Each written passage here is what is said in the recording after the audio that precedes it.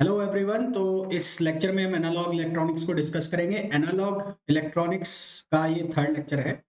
इसके पहले हम डिजिटल इलेक्ट्रॉनिक्स कवर कर चुके हैं। एनालॉग के अंदर जीना डायोड के क्वेश्चन हम कवर कर चुके हैं। अब ये मिक्स क्वेश्चन चल रहे हैं, जीना डायोड के, सेमीकंडक्टर के और जो आपकी रेक्टिफायर है उसके मिक्स क्वेश्चन चल रहे हैं। तो अब इसके बाद से कल के लेक्चर से जो क्वेश्चन आएंगे वो आएंगे ट्रांजिस्टर के। कल और परसों वाला जो लेक्चर है उसमें ट्रांजिस्टर, एम्पलीफायर और ऑसिलेटर के क्वेश्चन आएंगे। और देन एक लेक्चर के अंदर फिर ओपएम के क्वेश्चन आएंगे, यानी कि 25, 26 और 27। तो 26 तक अप्रोक्सीमेटली आपका ये खत्म हो जाएगा इलेक्ट्रॉनिक्स। और ईएमटी आपका कल कल और आना है। तो ईएमटी के बाद तो आपका सब्जेक्ट स्टार्ट करेंगे हम क्वांटम। और बाकी इलेक्ट्रॉनिक्स जब फिनिश हो जाएगा तो इलेक्ट्रॉनिक्स के बाद हम स्टार्ट करेंगे थर्मोडायनेमिक्स। ठीक है, तो चलिए स्टार्ट किया जाए। तो सबसे पहला जो क्वेश्चन है, उस क्वेश्चन के अंदर आपको बोला गया है at absolute zero silicon excess. तो एब्सोल्यूट जीरो पर चाहे सिलिकॉन हो और चाहे वो जर्मेनियम हो, दोनों ही जो किसकी तरह काम करते हैं, इंसुलेटर की तरह। क्योंकि जो फ्री इलेक्ट्रॉन्स है वो कंडक्शन बैंड में नहीं आते। फ्री इलेक्ट्रॉन्स कंडक्शन बैंड में आते नहीं है, तो इसलिए वो किसकी तरह काम करते हैं, इंसुलेटर की तरह काम करते हैं। ऑप्शन इसका सही हो जाएगा सी। फिर सेकंड क्वेश्चन में बोला है in good conductor of electricity the type of bonding that exist. तो कोई भी जो मटेरियल है जो अच्छा कंडक्टर है इलेक्ट्रिसिटी का, जिसके अंदर से इजीली करंट फ्लो हो सकती है, तो वो मेटल होता है। तो मेटल के अंदर इजीली करंट फ्लो हो सकती है, तो इसका आंसर क्या आ जाएगा, दिया जाएगा। नेक्स्ट क्वेश्चन में हमें बोला है carbon, silicon and germanium have 4 valence electron. These are, carbon में भी जो आउटर शेल है 4 है, यहाँ पर भी 4 है और यहाँ पर भी 4 है। जो बाहर की जो शेल है, आउटर शेल के अंदर 4 इलेक्ट्रॉन्स है। These are characterized by valence and conduction bands separated by energy bands gap. इनके एनर्जी बैंड गैप की जो नोटेट किया हुआ है, डिनोट, वो EgC for carbon, EgSi for silicon और Eg जर्मेनियम। तो हमें एनर्जी बैंड की एनर्जी जो है उसका ऑर्डर लिखना है। तो सबसे ज्यादा एनर्जी होती है कार्बन की, उसके बाद होती है सिलिकॉन की और उसके बाद होती है जर्मेनियम की। तो ये रेक्टिफिकेशन वाला क्वेश्चन है। ये सबसे ज्यादा एनर्जी होती है कार्बन, फिर होती है सिलिकॉन और उसके बाद सबसे कम होती है जर्मेनियम। नेक्स्ट क्वेश्चन में हमें बोला है if the energy of a photon of sodium light. Sodium light के लिए एनर्जी जो दी है फोटोन की, वो हमें निकालनी है। लैम्डा की वैल्यू हमें 589 दी हुई है। और band gap of semiconductor, band gap of semiconductor, the minimum energy required to create electron hole pair। तो Eg equals to H nu upon lambda. और ये नैनोमीटर में है, तो इसको मैं डायरेक्ट यहाँ से लिख लेता हूँ 1240 इलेक्ट्रॉन वोल्ट और अपॉन डिवाइड कर देते हैं 589 से। तो यहाँ से Eg की जो वैल्यू आ जाएगी वो कितनी आ जाएगी, 2.1 electron volt. Correct answer is 2.1 electron volt. The electrical conductivity of semiconductor increases when the electromagnetic radiation of wavelength shorter than 2480 nanometer is incident on it। The band gap का मतलब है Eg की value पूछी जा रही है। तो Eg equals to H nu over lambda.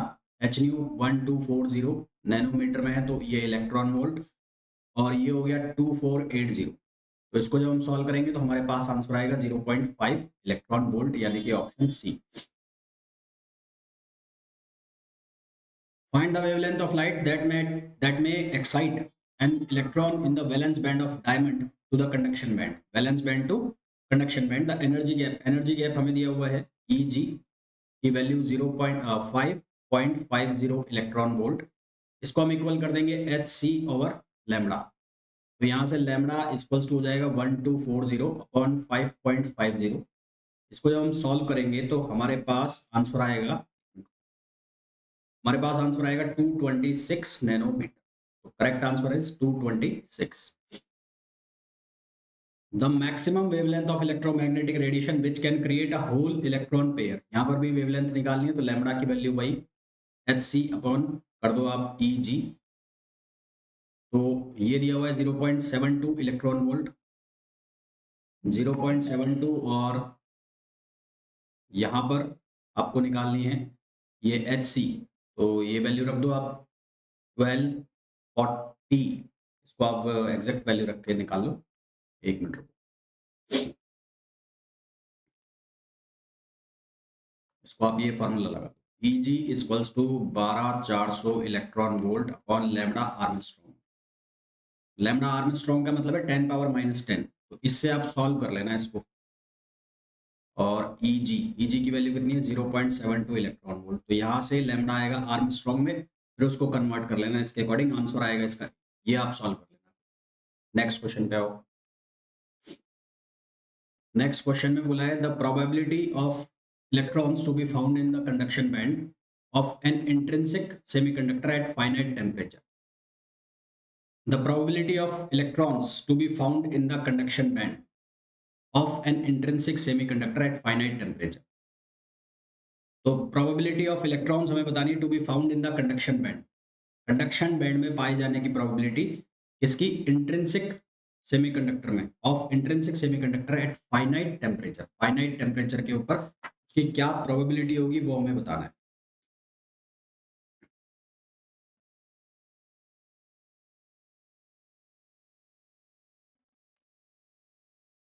Next question है an intrinsic semiconductor has a resistivity of 0.50 ohm meter at room temperature. Find the intrinsic carrier concentration if the mobilities of electron and holes are 0.39 metre square पर volt second and 0. देखो ये question में आपको resistivity दी है, तो resistivity है 0.50 ओम metre. Intrinsic career concentration बताना है, एनआई की वैल्यू बतानी है। आपको दिया है म्यू ई और म्यू एच। तो म्यू ई की वैल्यू आपको गिवन है 0.39 और म्यू एच की वैल्यू गिवन है 0.11। तो सिग्मा इक्वल्स टू होता है E N I mu E plus N I mu H. और रेजिस्टिविटी और कंडक्टिविटी एक दूसरे के रेसिप्रोकल होते हैं, तो 1/ρ equals to mu E. N I common ले लेते हैं, mu E plus mu H. तो हमें क्या निकालना है, एन आई की वैल्यू निकालनी है। एन आई जो फॉर्मूला है वो क्या हो जाएगा 1/ρ ई, और ये हो जाएगा mu E plus mu H. अब यहाँ जो भी वैल्यूज है वो सब्स्टिट्यूट कर दो। रो की वैल्यू है 0.50, ई की वैल्यू 1.6 इंटू 10 पावर माइनस 19 हो गया 0.939 और ये हो गया 0.11। तो जब हम इसको सॉल्व करेंगे तो हमारे पास आंसर आएगा 2.5 into 10 power 19। Correct answer is 2.5 into 10 power 19 which is option B.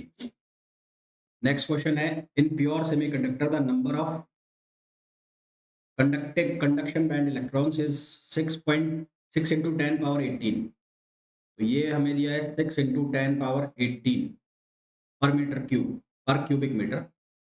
How many holes are there in sample size, sample size यानी कि वॉल्यूम जो इसका दे रखा है 1 सेंटीमीटर, वो आप मीटर में लिखो 1 इंटू 10 पावर -2, और ये लिखा है 1 mm, तो ये हो गया 10 पावर -3। तो यहाँ से वॉल्यूम बन गया 10 पावर। तो number of holes equals to only number of electrons, number of holes equals to number of electrons. Concentration volume से मल्टीप्लाई कर दो तो यहाँ पर कितना आ जाएगा 6 इंटू 10 पावर 18, और ये हो जाएगा 10 पावर -7। आंसर कितना आ जाएगा 6 into 10 power 11। Right answer 6 into 10 power. इस क्वेश्चन में हमें बोला गया है mobility of electron and holes.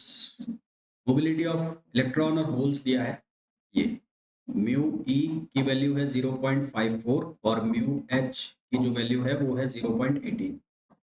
If the electron and hole density are equal to 3.6, electron and holes density जो है वो हमें सेम दे रखी है, और वो डेंसिटी की वैल्यू कितनी है n i equals to 3.6 into 10 power -19 plus 19 है, सॉरी, कंडक्टिविटी। तो यही फॉर्मूला लगाना है जो अभी हमने लगाया था, E तो N I mu E plus N आई और म्यू एच। तो यहाँ से ई एन आई ये हो जाएगा mu E plus mu H. तो ये सारी वैल्यूज यहाँ पर सब्स्टिट्यूट करनी है, आंसर निकालना है। आंसर आप खुद निकालोगे, ये इसका करेक्ट आंसर आ जाएगा ए। इसमें वैल्यू डाल के निकालना है बस। ये फॉर्मूला आप याद रखना, ये फॉर्मूला बहुत यूज हो रहा है। नेक्स्ट क्वेश्चन पे आओ। A block of pure silicon at 300 Kelvin has length of 10 centimeter and area 1 centimeter square. A battery of EMF 2 volt is connected to across it. The mobility of electron मतलब mu की value है 0.14 metre square जो भी उसकी unit है and their number density यानी कि Ni की वैल्यू है 1.5 into 10 पावर 16। इलेक्ट्रॉन करंट यानी कि ड्रिफ्ट करंट वीना वाला फॉर्मूला VENA। तो आपके पास ड्रिफ्ट वेलोसिटी आपको पहले निकालनी पड़ेगी।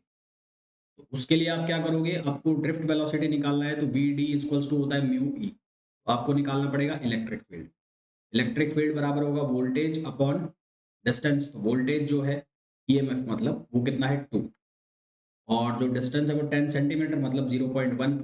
तो यहाँ से इलेक्ट्रिक फील्ड आ गया 20 और एरिया ऑफ क्रॉस सेक्शन वो दे रखा है 1 सेंटीमीटर स्क्वायर मतलब 10 पावर -4 मीटर स्क्वायर। तो अब यहाँ से सबसे पहले तो हम निकाले VD और VD की वैल्यू कितनी हो जाएगी 0.14 इंटू 20। ये VD की वैल्यू हो गई जो कि आ जाएगी 28। अब यहाँ I की वैल्यू निकालनी है तो VD की वैल्यू हो गई 28। E हो गया 1.6 इंटू 10 पावर -19। N की वैल्यू आपको गिवन है 1.6 1.5 इंटू 10 पावर 16 और उसके बाद A की वैल्यू है 10 पावर -4। इसको जब हम सॉल्व करेंगे तो हमारे पास आंसर आएगा 6.72 into 10 power -7। Correct answer is D. Next question पे आइए। In an N type silicon which of the following statement is true? Electrons are majority carrier and trivalent atoms are dopant. Electrons are minority, ये तो गलत हो। Holes are minority carrier and pentavalent atoms are dopant, ये सही हो गया है ना। यहाँ पर इलेक्ट्रॉन्स मेजॉरिटी में है पर ट्राइवेलेंट डोपेंट नहीं है। डोपेंट कौन है, मतलब जो दे रहा है, वो डोप कौन कर रहा है, वो कर रहा है पेंटावेलेंट, तो ये गलत। होल्स आर, ये भी गलत हो गया, तो इसका करेक्ट ऑप्शन कौन सा आ गया, सी आ गया। Next question. If a small amount of antimony is added, phosphorus, antimony, arsenic, ये कौन सी इंप्योरिटी के लिए होते हैं, ये एन टाइप के लिए होता है ना। तो there will be more free electrons than holes in the semiconductor, तो यहाँ तो सीधा सा आंसर आ जाएगा सी।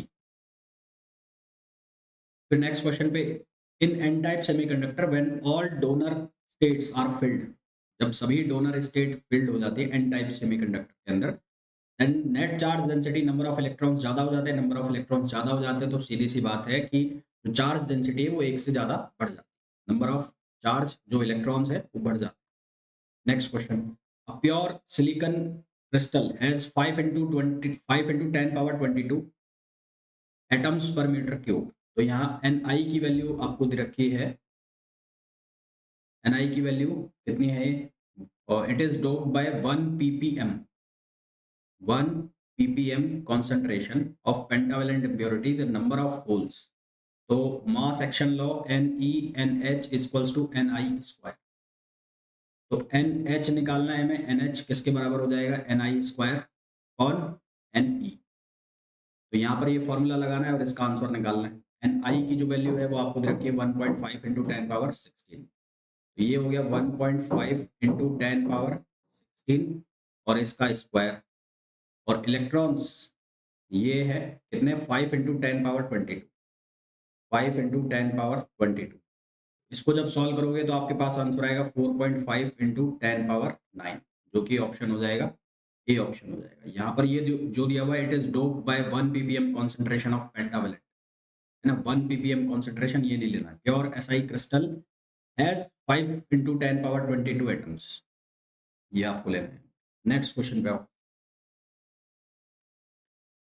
The dominant mechanism for motion of charge carrier in forward and reverse bias silicon PN junction are?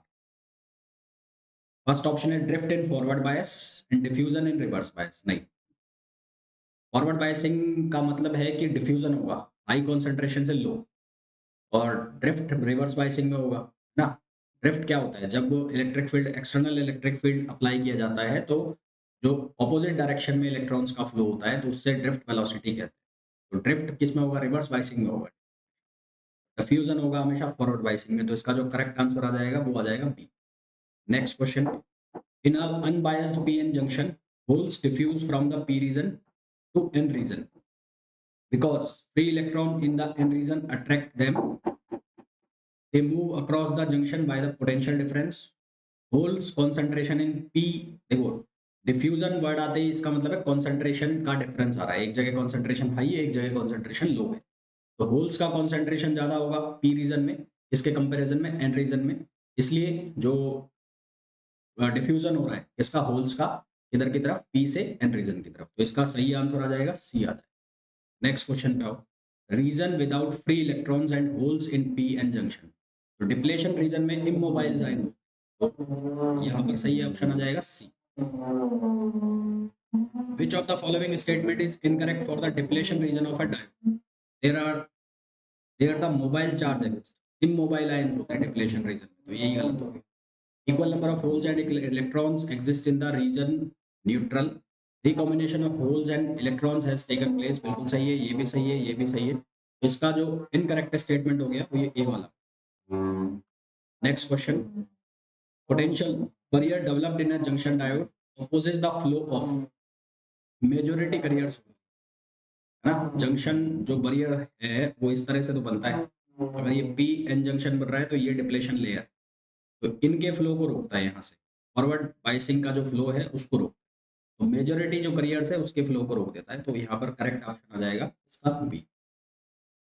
Potential barrier की value है 0.3 volt, exist across P N junction if the depletion region is 1 mu M wide, तो D 1 mu M का मतलब हो गया 10 power -6 और voltage जो है वो है 0.3, ई बराबर होता है वी अपॉन डी, तो ये 0.3 अपॉन 10 पावर -6, तो सॉल्व करेंगे तो 3 इंटू 10 पावर 5, 3 इंटू 10 पावर 5 इसका करेक्ट आंसर आ जाएगा। ठीक है, तो अब इसके बाद जो कल का लेक्चर आएगा उसमें जो ट्रांजिस्टर है, ऑसिलेटर है, एम्पलीफायर है, उसके क्वेश्चन डिस्कस करेंगे, कुछ इसके जो क्वेश्चन रह गए होंगे वो भी उसी के अंदर हम डाल देंगे। तो कल परसों ट्रांजिस्टर, ऑसिलेटर, ट्रांजिस्टर बाइसिंग और ये एम्पलीफायर सब खत्म, 25 और 26 को, 27 को फिर हम डिस्कस करेंगे कौन सा वाला जो ऑपरेशनल एम्पलीफायर है उसको डिस्कस करेंगे। तो यहाँ से हमारा इलेक्ट्रॉनिक्स फिनिश हो जाएगा, कल ईएमटी फिनिश करके फिर 26 से हम लोग स्टार्ट करेंगे क्वांटम, और ये इलेक्ट्रॉनिक्स जब फिनिश होगा तो इसको फिनिश करके हम स्टार्ट करेंगे थर्मो एंड स्टेटस। तो इस तरह से फोर्थ, तीन, चार सब्जेक्ट, दो ये खत्म हो जाएंगे, इलेक्ट्रो और जो आपका मैकेनिक्स है वो भी रनिंग में है ही, मैकेनिक्स सब्जेक्ट, और ऑप्टिक्स जो भी रनिंग में है। तो इस तरह से आप देखेंगे कि लगभग 4 तारीख तक ऑलमोस्ट सब्जेक्ट आपके कवर हो जाएंगे, फिर एक बार मोस्ट इंपॉर्टेंट टॉपिक्स या शॉर्ट नोट्स वगैरह है उनको भी कवर करेंगे, जिससे हमारी प्रिपरेशन जो है वो और ज़्यादा बेहतर। मिलते हैं नेक्स्ट लेक्चर में, till then thank you, bye bye.